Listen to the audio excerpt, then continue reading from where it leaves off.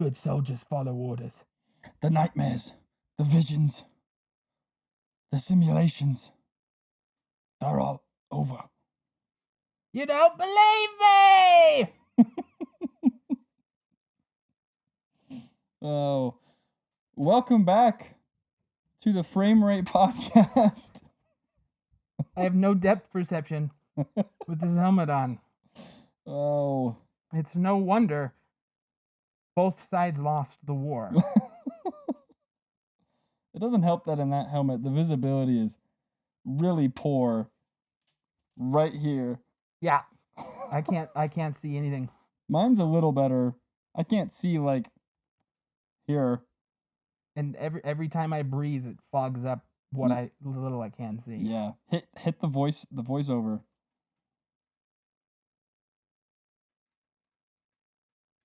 I don't think it's doing anything. Must be dead. Just like the rest of them. Okay. Oh.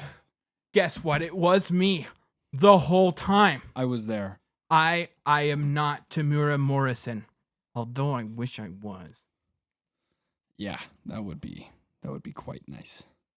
You know, the guy who plays young Boba. Yeah, what's his name? Logan, whatever. Daniel Logan? Yeah. Yeah. Yeah, I've been to his house. Oh, what the? Yeah, he wasn't there, but I've been to his house. On your mission? Mm-hmm. That makes sense. Yep. I will not reveal where he lives, but yeah. Boston.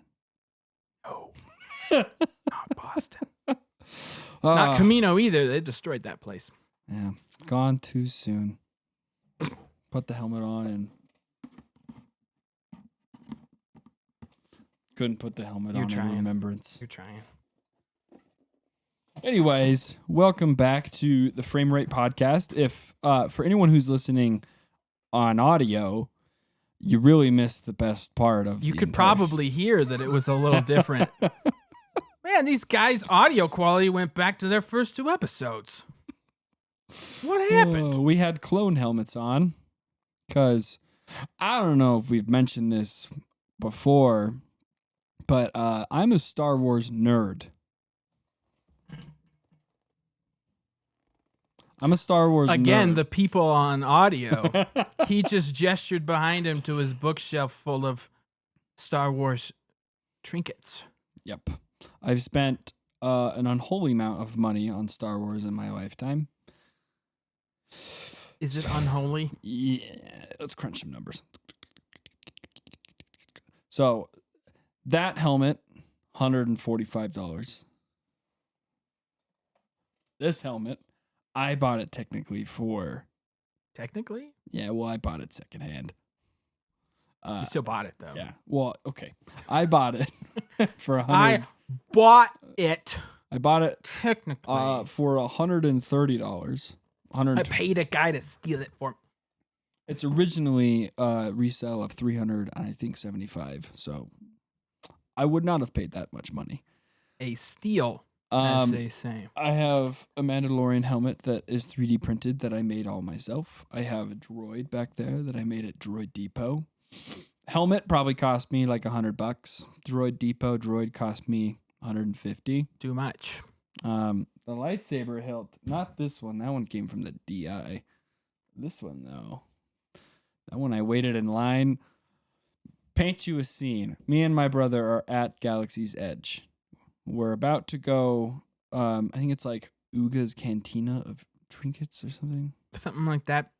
Or is it Savi's Workshop? No, that's just that's just where you build the lightsabers. Uh-huh. Anyways, it's for anyone who doesn't know the names, because I don't. It's the store in Galaxy's Edge where you can like buy like the kyber the main crystals. gift shop that isn't attached to the end of a ride. Yeah. You have to wait in line to actually just go and look in there. It makes sense. So me and my brother just waltzed right on in and wandered around in that store for about like half hour, all while we were avoiding the Disney employee who was trying to tell us to leave because we thought that they were going to be like, you find everything okay? So they're following us around. We're walking away from them until we finally get cornered by like 4 Disney employees. And of course, they're in their Galaxy's Edge like persona. So they're like, traitor, what are you doing in the store? Don't you know there's Imperials about or something like that? And so they kicked us out. So then me and my brother waited in that line to go back in for like 3 hours. It was probably like 2 hours, but 2 hours in the Florida heat in the middle of summer. So by the time we actually got into the store, I was like, screw it, dude. I got to make this worth my while. So I bought a lightsaber. So did my brother. So that hilt was like $140. Valid. The droid was $130. Which one? This one I got for free for winning Squid Game's board game that one of my wife's old coworkers was doing. It's like a competition for a raffle. And then he was like, "You can have some raffle tickets." And then he went, "You know what? You probably won't," because it was for like musical stuff. And if anyone knows me, I hate that. Like Broadway. So he was like, "You know what? How about instead I just keep the raffle tickets and I just give you something else?" And I was like, "Yeah, that works." And he was like, "Well, my mom works for Sensi." So yeah, I had a choice between like the Darth Vader Sensi, the Grogu one where the head like pops off, or the R2D2 one. And they all like have like, you can't see it on this because of the lighting's pretty poor. But it behind the Sensi is like a blue light that projects Princess Leia. So it's a cool little nod. All the other ones were really dumb. So I picked the R2D2 one. Didn't want to behead Grogu? No. Oh, Quit eating the frog lady's eggs. That's a morbid image. I'm sorry. So yeah. And that's, I also have a real lightsaber. Like a dueling one. A real one? Yeah. I have like a dueling one. That cost a lot of money. And then I've got lots of Legos. I've got like another picture. Yeah. So unholy amount of, I think we're at like probably $500. Yeah. Huh. Don't worry. I've spent more on Fortnite. $19 Fortnite card. Who wants it? Anyways, sorry to bore everyone with that stuff, but yeah, I like Star Wars. I also like Star Wars. I have Star Wars stuff too, but this isn't my house. Yeah, sorry, Trevor's. Nor do I have a fun story of getting kicked out of a store at Disney World and going back in and buying something. I think that's how Disney does it. Not to offend anyone who's a Disney person, but like, if you think about it, it's a pretty smart business plan. We make them wait 4 hours, and when they come in, they're just going to feel obligated to buy something because they waited 4 hours. Well, I think it's part of it. It's just there's a lot of foot traffic, and it's not a big store. No, it's not. But it's a lot of room. It's really cool. The stuff that they have at Galaxy's Edge, let me tell you, like, as a Star Wars fan, like, as a Star Wars fanatic, like, it's got to be one of my favorite places on Earth. Like, how real everything is. And I also really appreciate, I know it's like I'm a 25-year-old, so I shouldn't really be, like, oogling over Disney. But I think it's really cool that, like, the people there get into the story, right? Really, like, sells I'm in Star Wars. Yeah, they're called cast members for a reason. Yeah. They get to go along and add to the magic. I guess my last note about Galaxy's Edge, just wish it wasn't sequel related, but yeah. Whatever. Well, occasionally they do some cool stuff and then they take it away and go back to the crap. Yeah, it would just be way cooler if I felt like I was on Yavin 4 and not some rocky desert planet. I mean, they never will because Disney is obsessed with their own trilogy, but I think that they would for sure attract more people if they were to, like, I mean, I think that Disney's obviously planning on it because they have plans to make the Star Wars parks huge. So I think that they have plans to do like a prequel park and then like a normal trilogy park. And, One can only hope. Mhm. Because, like, I've seen the interior of Rise of the Resistance. They could 100% have an entire section of a Star Wars theme park be the interior of the Death Star. And Absolutely. you would feel like you're on Yeah. the thing. Yeah. If I don't get Little Wicket right there. I'm not moving in the store. I just get poked. Sorry, man. Oh, but yeah, Point that thing somewhere else. we're talking about Star Wars today. If you haven't picked up on that, we're talking about Star Wars because April is coming to an end and May is beginning, and May is kind of like unofficially Star Wars month. It just starts off that way. Yeah. And then the vibe of May the 4th just kind of carries. Yeah. And because, like, there's, with what we're talking about with Star Wars Celebration and with Andor Season 2, there's just been a lot of Star Wars is going to be in the media for at least a month. Yeah. So we thought that we would follow along and do that. So this first episode, we really wanted to talk about Star Wars Celebration Japan. And Star Wars Celebration, for anyone who doesn't know, is kind of like, I was going to say E3, but probably people don't know what E3 is. It's a biannual convention. It's just for Star Wars, but it's just solely Star Wars. It's closer like D3. E3 hasn't been a thing for a while. Yeah.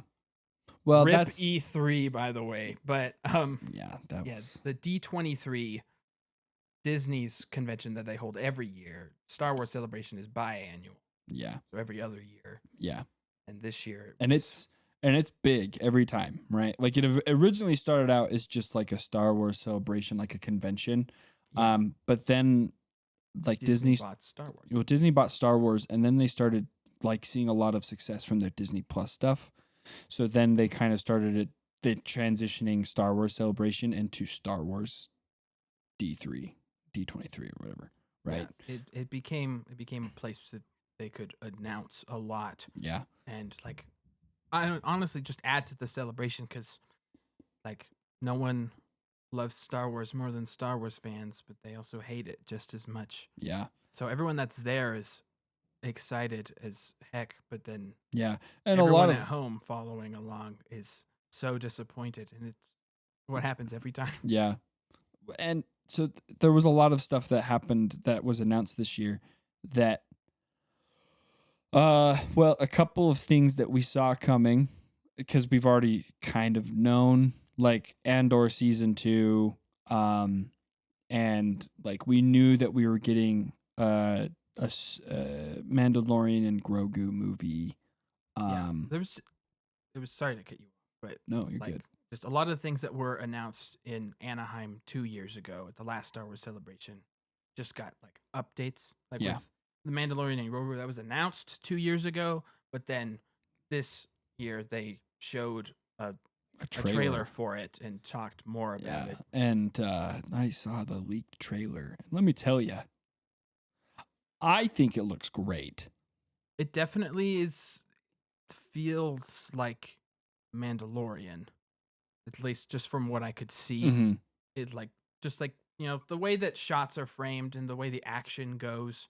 It's very like hallway scene. Yeah, Star Wars action with the Mandalorian. It isn't the most sophisticated thing in the world because most of the time they're just shooting at each other. Well, and but you always have one. A lot of the using a handheld something. The Mandalorian also like because Disney has started going away from CGI and going to practical effects. A lot of the Mandalorian stuff, and in that universe, right? So like Ahsoka and Boba Fett and probably Andor. Never watched it, but I'm gonna assume that like a lot of the action shots in there are all pretty clunky compared to the movies, and that's because originally when George Lucas made all these things, he made like Boba Fett didn't do much. And all of the characters that do a lot, like the clones or the Jedi, always CGI, right? So Disney's really dipping their toes in the water of having to figure out how to get people to do stunts in like a suit of fake armor that probably weighs like 20 to 30 pounds. I would assume they have more than one set. They have a stunt set and they have a regular scene set. Yes, but my point being it probably is still pretty hefty though. It wouldn't. I wouldn't be able to do it like quick, like how we see in the prequels. Yeah, is what I'm saying. Just training, right? Yeah, but that was announced. Super excited for that. Can I say one more thing about it? Yes, that I'm really excited for. They announced like part of it that like they showed in the trailer is the Mandalorian takes over an AT-AT walker, and they announced that they built a practical set of an AT-AT. Obviously, I'm not gonna assume that they built a 75-foot tall walking machine, but like they built an outside set for it, and they built an interior for it, and that's awesome. So cool. Obviously, they had an interior set for it back in Empire Strikes Back and Return of the Jedi. Yeah, but like you it was see very only little, just the little spot that he slides down and he goes. Yeah, but like, well, my light died. The dark side, everybody. Anyways, before we were so rudely interrupted. Yeah, I'm just like, I love set design when it's good. I'm a big fan of that. And like with the Mandalorian, since they invented the volume for it, for people that don't know at home what the volume is, when they made the first season of Mandalorian, they made a new technology for essentially green screens. They took the technology that you use to create VR video games, have a video game engine, they create the world in it, and then they put that in millions of LCD screens behind the set, and then linked the tech, like pretty much making the camera almost a VR headset. Yeah, in essence, so everywhere the camera moves, it shows that world because it's the screens are put in like a half circle wall. Sometimes they're in a full circle. Yeah. And like what Trevor was saying, everywhere that the camera points, you see the world from that like perspective. So if I was looking this way, then it would change. If it's a lot like, have you seen Mission Impossible? Do you know the scene in Mission Impossible where they flip up the screen? They're walking down the hallway. That's MI5, I think. Yeah. Yeah. Right. Where they it's use basically the invisibility screen. If anyone knows that scene, it's basically just that, but bigger. Like, and it's huge. Like, it's not a small thing. Like, it's gotta be probably the hottest room on the planet, or low key the loudest. Yeah, because every screen's got a big fan behind it. Yeah. I can't imagine the power bill, but like it's Disney. Yeah, like that technology was like so revolutionary that it's being used in everything now. Yeah, obviously Disney uses it for most everything. Every single one of this series that you see that involves some kind of green screen, like fake environment on Disney Plus, they've used the volume for it in some degree. Obviously, they didn't like green and blue screens aren't gone forever. Yeah, but they're transitioning a little more away because, like, when people are on a green screen, you know it's fake. This one, however, like when you watch The Mandalorian, there's some scenes where you're like, it's blended really well. Yeah. Obviously, in some lighting situations, you can be like, yeah. So obviously, the Star Wars universe isn't real. None of it's real. We're not saying. I was watching Mandalorian, and I have to say, I think they really went to Tatooine, man. That droid really did blow up. They were in the lava. I knew it. Set. George Lucas, you've done it again. So that was announced, or I guess shown more of. Andor Season 2 was shown more of, and it's actually going now. Released last night.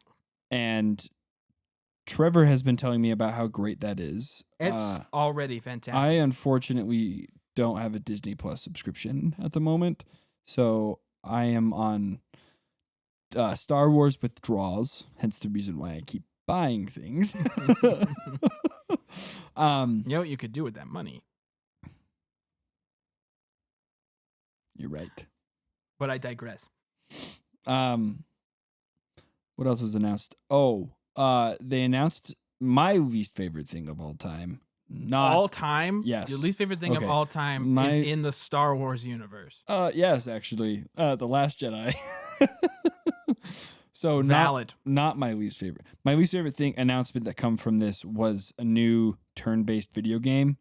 Not excited for that. Wish they would have given us Battlefront 3, and I believe the masses are behind me on that. Yeah. So EA, listen to your people. I know that's so hard for you guys.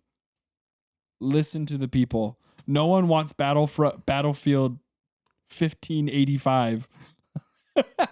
Well, now that you say that, I'd like a Battlefield game where we all, like, no one fights because you all died from bloodletting because the doctors couldn't save you. Yeah.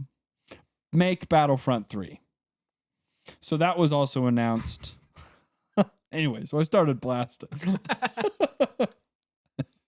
Yeah.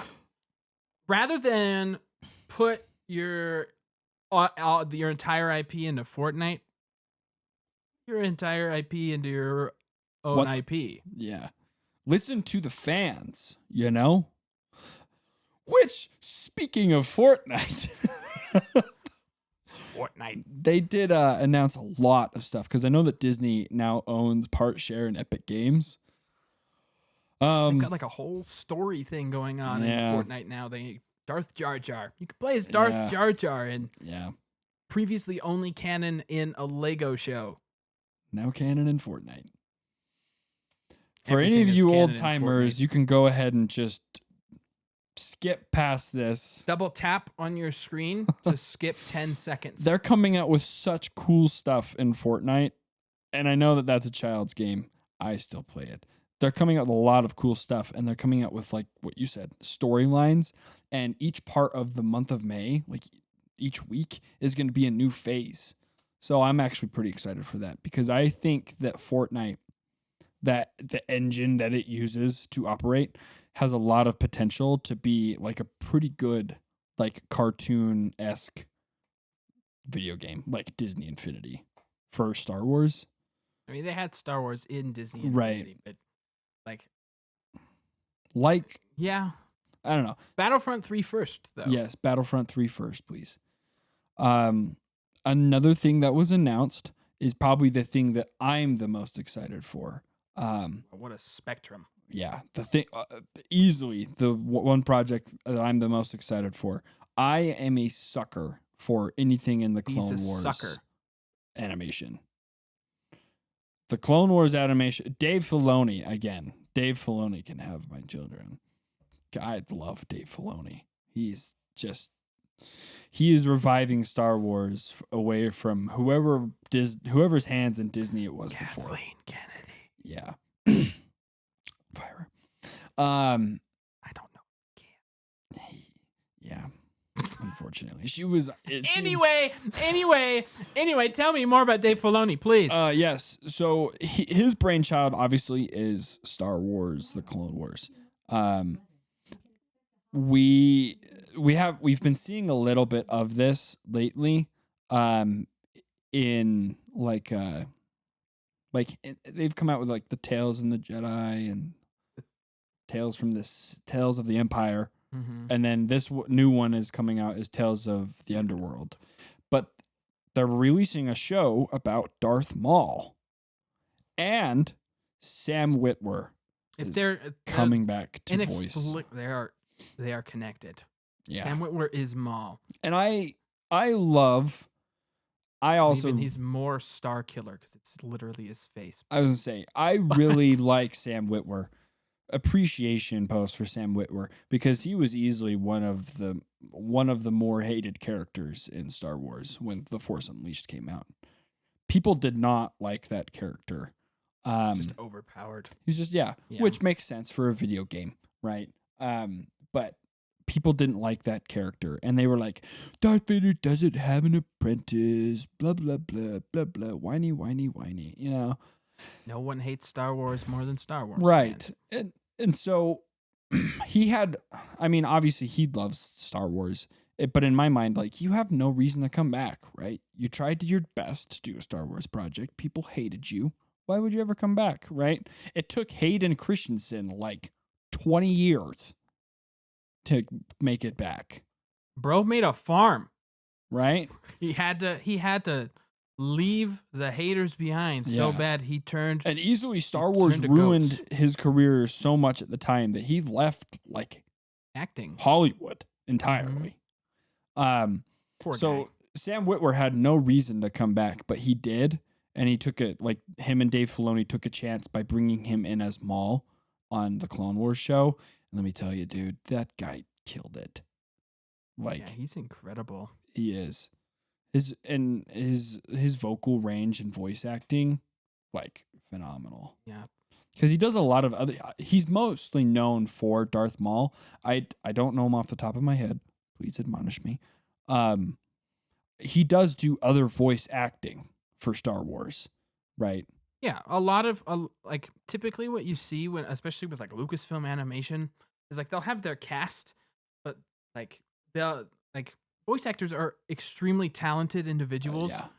They're able to do nearly everything you ask them to. Yeah. And so it's really easy for directors of certain projects to like, okay, hey, we hired you on to play this part. Would you be willing to maybe voice like this background character in this scene? Like, this is what I'm looking for. Give it a shot. Then they try it. Like, perfect. Yeah. Well, and so it just makes me very happy that he's continuing to get the love that he's getting. I do think it's awesome too. I don't know if anybody else thinks it's cool, but in the Ahsoka show, there was an Inquisitor named Merrick. Let me just take you guys down a rabbit hole here. Bear with me. The Inquisitor's name is Merrick. In the Star Wars The Force Unleashed show, Sam Witwer's character is named Galen Merrick. So, at the time of the Ahsoka show, everybody thought that this would be the first, like this, because everybody now, like just like Tron, everybody now is like, make Starkiller canon, right? They low-key kind of did. Not really, but like in Andor Season 1, Luthen, the guy who is he's secretly running, like he's pretty much one of the reasons the rebellion became what it was. It's what Andor's about. But he has a facade where he's an antiques dealer and a collector, and he has on an armor stand the armor that Starkiller wears in Force Unleashed, and so a lot of people are like, oh yeah, they did it. But like a lot of people have been calling for that. And so a lot of people thought at that time, oh, this might be the first actual time that we see Starkiller. He may not be the same Starkiller that we saw, right? But this could be their chance to actually introduce Galen Merrick to the storyline. And then it's revealed that Merrick is just like a Night Sister puppet. It's just gas. And everybody was pissed. And so I think it's really cool that in this show, again, I don't know if this is intentional or if anyone else caught on this. It just could be my brain. But in the trailer for the show, I know that they show Maul fighting Merrick. And I went, that's kind of funny that Sam Witwer's character is fighting the character that everybody thought Sam Witwer was going to be. Anyways, that was shown and really excited for that. Also, Maul gets to train his Twi'lek apprentice, which has been a thing that people have been calling for a long time because it was originally a novel and a comic book. Yeah, it was a novel that didn't work, so they made it a comic and it worked. Yeah, and then when Disney bought it out, all of that stuff was moved into Legends, and so then it was just not a thing. But everybody's been wanting it. Yeah, she's pretty cool. So that's exciting.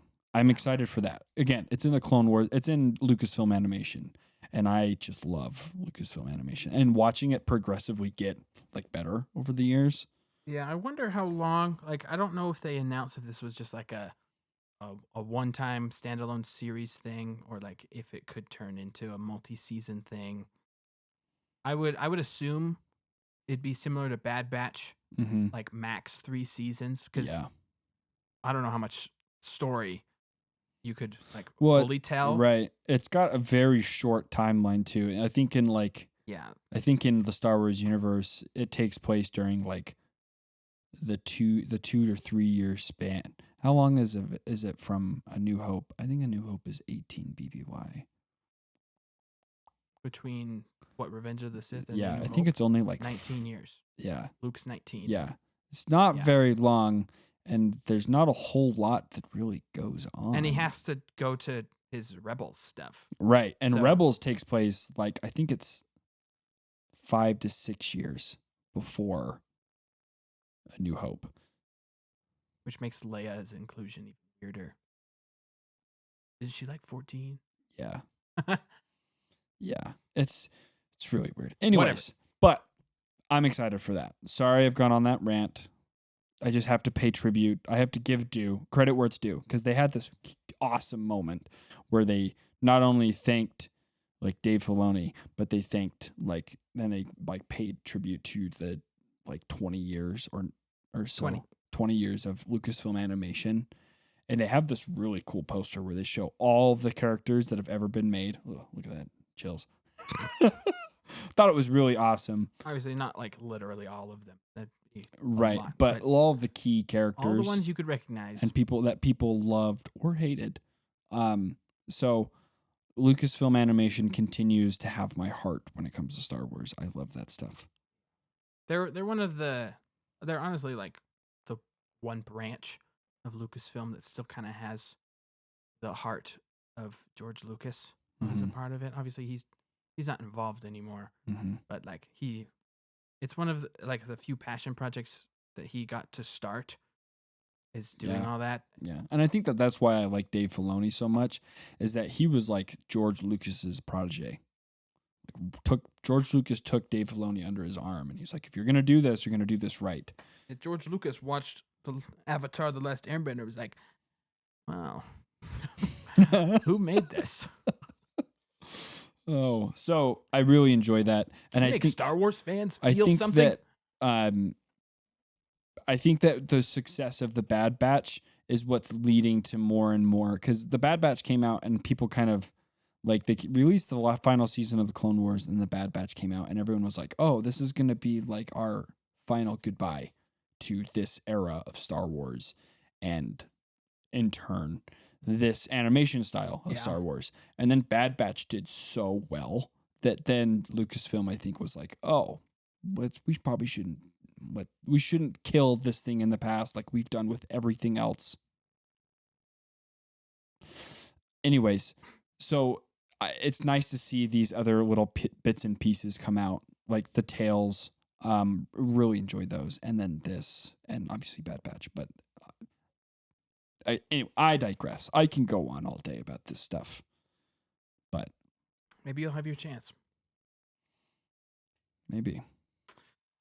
I guess you had briefly mentioned it in our little discussion, but they did announce more about Ahsoka season 2. And Hayden Christensen's coming back. Yeah, he is returning. Obviously, he won't be alive. Probably in the same roles that it was in the first season. I think that I honestly hope that he has a little more in the show. I think he will. Right. It feels like one of those things that will actually really, Disney only listens to its fan base when it comes to their TV series, and that's a maybe.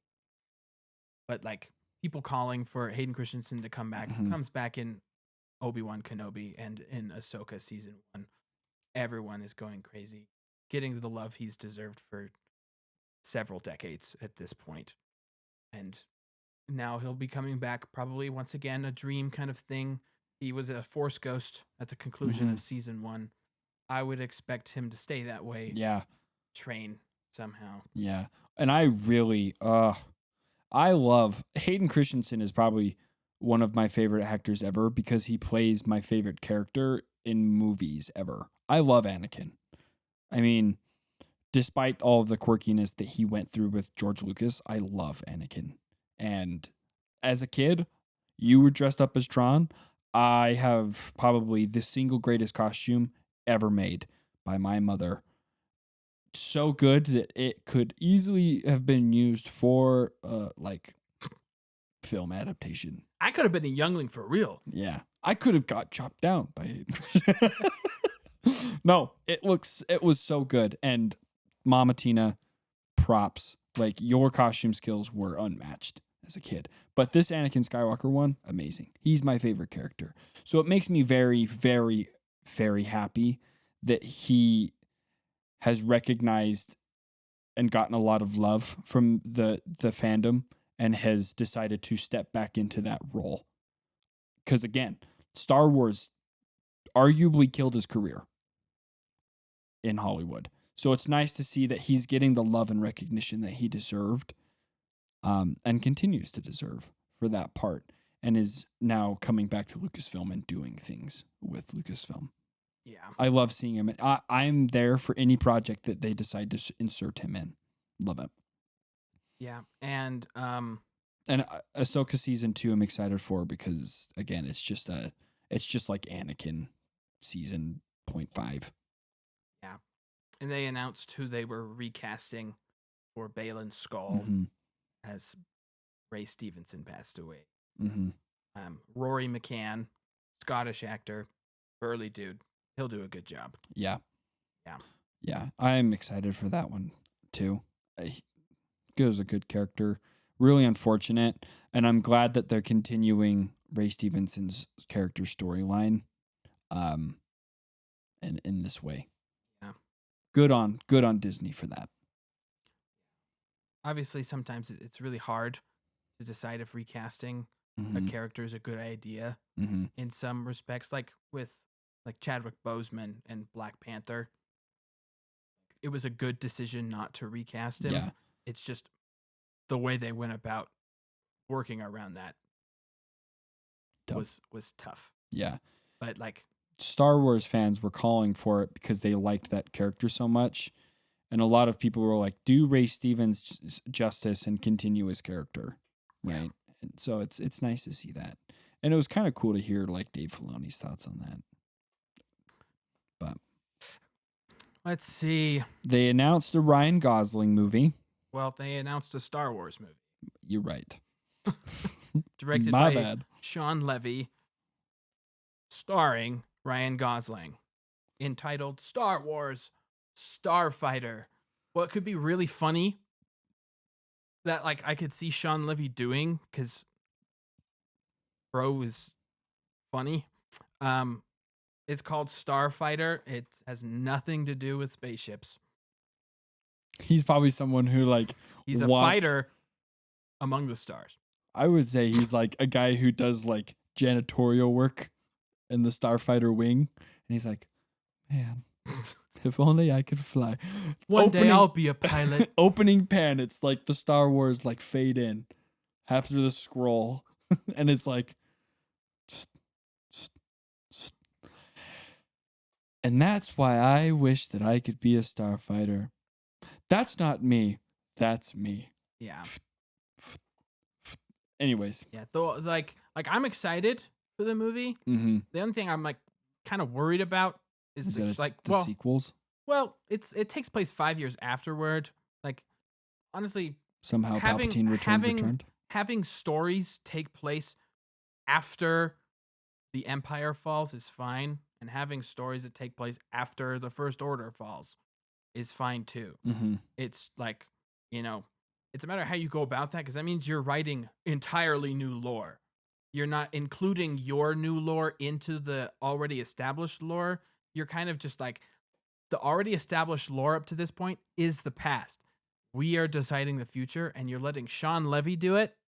Yeah. And it's going to be a movie. It's probably going to be the first Star Wars movie that is objectively supposed to be a comedy while also being dramatic and connecting you to the Star Wars as a whole timeline. Yeah. And like Ryan Gosling's great. I love Ryan Gosling. He's a great actor, and he's always a fun time. It's hard to picture him in a Star Wars role for me. Yeah, we'll see what happens. But like, will he be playing himself? Will he be an alien? Will he be Ken? Probably not. I wish that they would make more stuff in the prequel era or before the prequels. I know they've been writing books, and I know that the Acolyte takes place in the prequel era, but also way before that. Yeah, that's what I meant to say. It takes place before the prequel era in the High Republic, but also it's not in the High Republic. It's like in between the High Republic and Episode 1. Truthfully, It's like I think it's like what 40 to 100 years No before, because Darth Plagueis is showed at the very end of it. well, Darth Plagueis lived a really long time. Right, but my point is that there's a connection to the main storyline, and I would like to see the Old Republic explored a little more. Anyways, that's my 2 cents. They have easily the easiest fan service, like Star Wars IP available to them, and they continually go. Yeah, it's Rey, yeah, it's or sequel trilogy that no one liked, or Book of Boba Fett. yeah, it's Like a manta. Yeah, yeah. For those who are not watching, Trevor just did a dance. spin around. Like, it's one of those things that I feel like if the Acolyte had done well, then there probably would have been another High Republic thing announced. Mm-hmm. Because I would have assumed that Acolyte obviously was their first attempt to like step their foot into that pool. Yeah.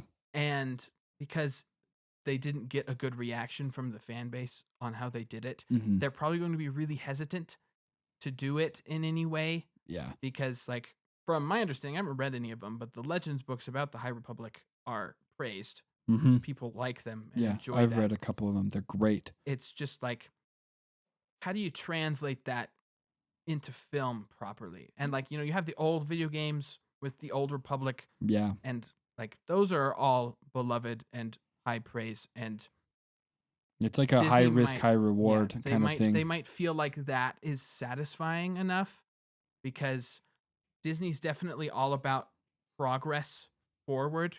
Mm-hmm. They've all just been coming out with things that are just progress. Mm-hmm. Like Mandalorian, luckily, is still like an in between the original trilogy and the sequels, but like it's all about like what is happening with the characters we know and how is it going, and then occasionally we'll introduce something brand new.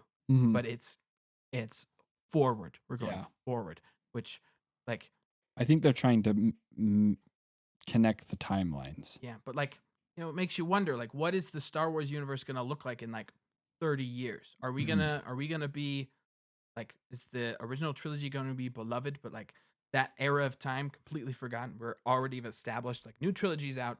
Yeah. We're here now. Well, and I'm very hesitant. I love the Star Wars stuff that's coming out, and I will consume just about all of it because I love Star Wars. With that being said, to me, Star Wars is the Skywalker family, right? Everything that is set in motion, everything that Star Wars is due directly in some shape or form to a Skywalker, right? And I know that Rey's a Skywalker. That's bullcrap. But she's not to me, right? Like the Skywalker family is dead, right? So I'm not a fan of them going forward like super big and introducing new stuff, right? Because again, like you said, what do you introduce, right? We've seen the Empire in 3 different iterations, right? Total galaxy control in 3 iterations, right? Not to say that the storylines have gotten watered down, but it's a tad watered down. It's hard to come up with, like, because the Star Wars universe is so vast. There's a whole galaxy of stuff going on, Mm-hmm. and it's really hard to kind of create a broad antagonist that isn't just The Empire. government Yeah. that is bad at controlling everything. Yeah. Obviously, not a huge fan of the First Order, but again, like it's a big. There has to be something there that there is some resistance to. Yeah, because like I feel like if it's an individual entity, like a person or a small group of people that is the enemy, then it works for a TV series. And if it's a trilogy, it has to be something really big that has to be kind of galaxy wide. Otherwise, what's the point in going from planet to planet without seeing the threat? How do you make how would you introduce, like, we have one Sith Lord, it's just him. He's gathered some followers. He doesn't have a ton of influence over the galaxy, but he's a Sith Lord. Yeah. Right? Would that work? No. Probably not. Right. So, but that's like my biggest concern with them going forward is that I'm like, I don't know. I don't know if it's going to hit as hard as they have without the Skywalkers in some shape or form. Right. And I think that that's why the sequel trilogy is so hard for me to watch as a fan, but just from like my own personal like love for Star Wars, I love the Skywalker family, right? Easily some of the most relatable characters in my childhood for some reason. My parents were the Empire, no. But like that's it's not necessarily like those are characters I've grown to love, but it's a family that like runs Star Wars, right? Because everything is set in place by them. Everything, right? And just now there's none of those, right? And they started killing them off in the sequel trilogy, and that's when I started losing interest because I'm like, there's nothing left that ties me to this, right? You had a character that would have been a great tie and segue into the Skywalker future, and you killed him and replaced him with a Palpatine. So like with no explanation as to where the Palpatine came from. It's like thin ice for me going forward because I want everything to succeed, but in my mind I don't see how it does without having the Skywalker family in there, right? Because it's not Star Wars without a Skywalker, in my opinion. Yeah. And I think that that's why the projects that have had them not in there have struggled so hard, right? There's always a tie and a connection to the Skywalker family, except for 2 shows, right? And even then, like the Book of Boba Fett and the Acolyte don't show any mention of the Skywalkers at all, and those are arguably the worst 2 shows that Disney's put out, right? Then they show Luke die, also one of the worst iterations, right? Rogue One and in turn Andor is connected through Princess Leia, and the Mandalorians got Ahsoka and Luke, right? Yeah, there's connections. Yeah, I think like the one thing that kind of gives me hope, I guess, as to how like Disney's taking on like live action future was like I recently, and by recently I mean like maybe like 2-3 months ago, watched all of Skeleton Crew. Mm-hmm. I loved Skeleton Crew. It was adorable. Mm-hmm. And it was like a genuine, like fun, like good time. Obviously, it's meant for like slightly younger audiences, but it's not like pandering to them the whole time.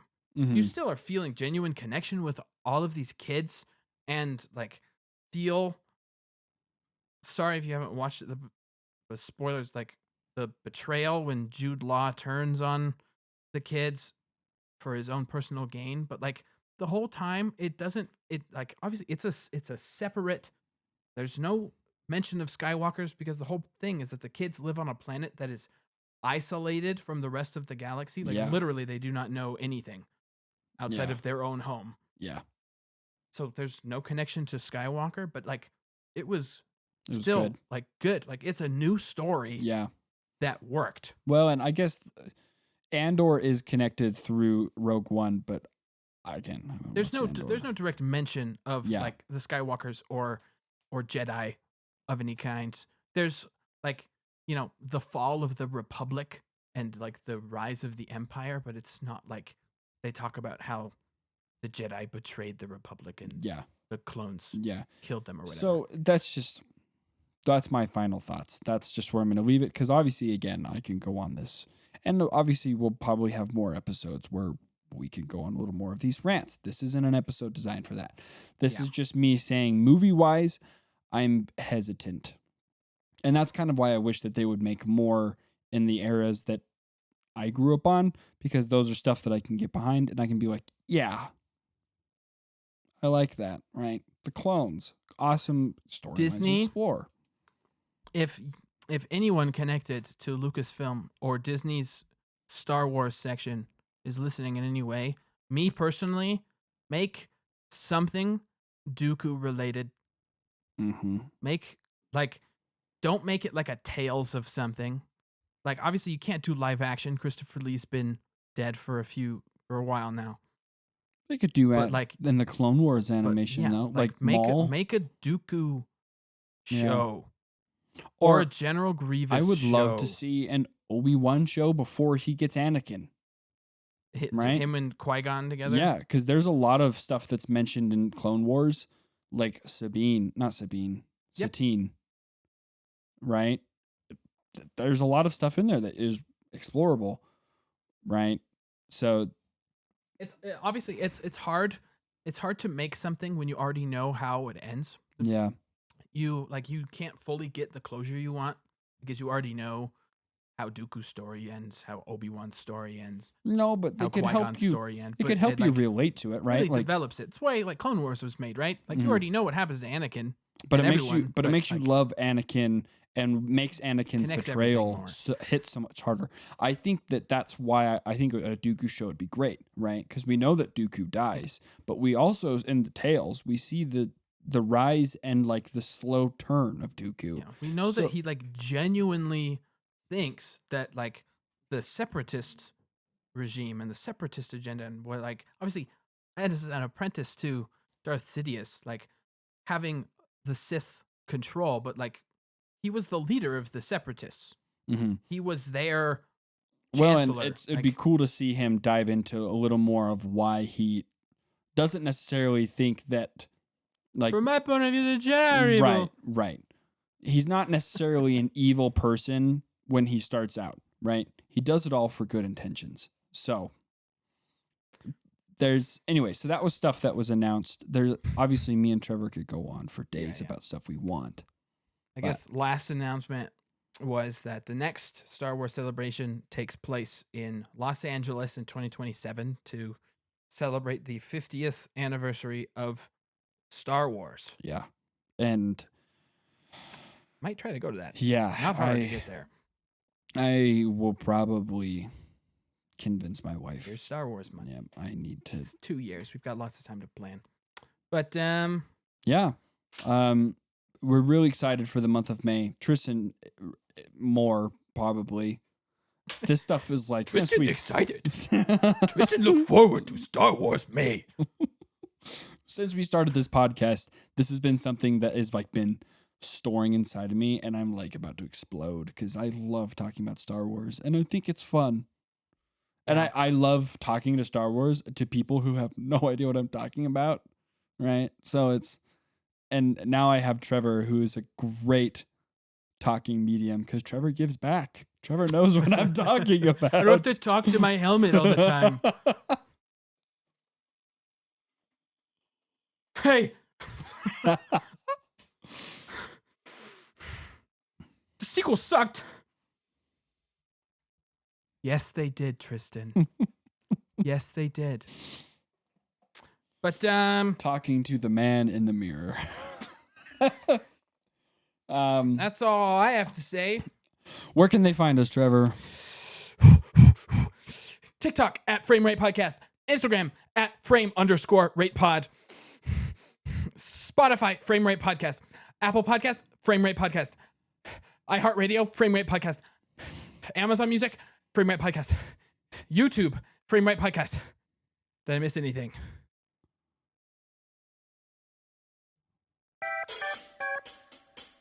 You're good.